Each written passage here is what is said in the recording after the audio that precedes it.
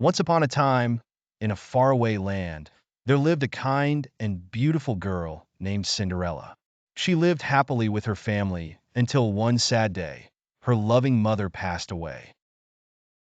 Cinderella's life turned gloomy as she missed her mother's warmth and kindness. Some time later, Cinderella's father remarried to a woman who had two daughters of her own. The new stepmother and her two daughters were not kind like Cinderella's mother. They were mean and envious of Cinderella's beauty and kind heart.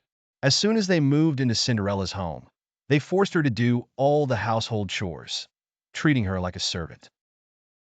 Despite all the hard work, Cinderella remained sweet and gentle. Her only friend in the household was a big cat who would sit on her lap as she spent her free moments near the fireplace, talking about her past life and how much she missed her mother. Sadly, Cinderella's father soon passed away as well, leaving her completely orphaned. Her stepmother made her move to a dusty attic, saying, "You can't stay with us in the same room. The attic is where you belong." Cinderella begged, "Please let me stay by the fireplace with my cat." But her stepmother laughed. "We don't want to see you around. Go to the attic unless you want to sleep in the cold." Cinderella accepted her fate, spending her nights near the cinders of the fireplace, trying to keep herself warm with the remaining embers.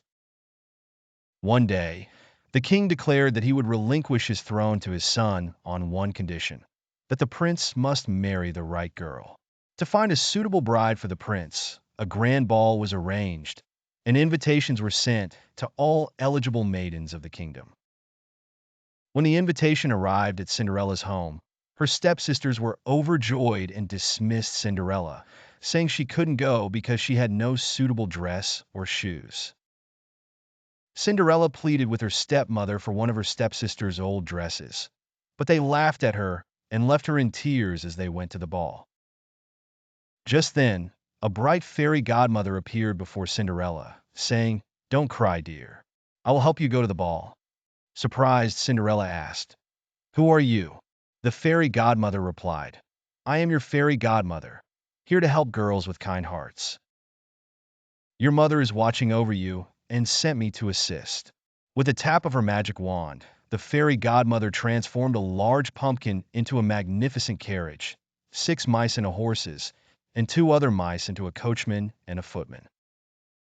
With another wave of her wand, she turned Cinderella's ragged dress into a radiant gown, complete with dazzling slippers. Before sending Cinderella off, the fairy godmother warned her, "Remember, you must leave the ball before midnight, for the magic will disappear at the stroke of 12." Cinderella arrived at the ball, stunning everyone with her beauty. The prince was enchanted and danced with her all night. But as the clock struck midnight, Cinderella hurriedly ran away, losing one of her glass slippers on the palace steps. Racing home in the enchanted carriage, Cinderella barely made it back before the spell broke. The following day, the prince announced that he would marry the girl whose foot fit the glass slipper. Soldiers went to every house, trying the slipper on all maidens, but it fit none. Finally, they reached Cinderella's home. Her stepsisters tried to force their feet into the slipper, but it was no use. Then Cinderella appeared, and to everyone's amazement, the slipper fit her perfectly.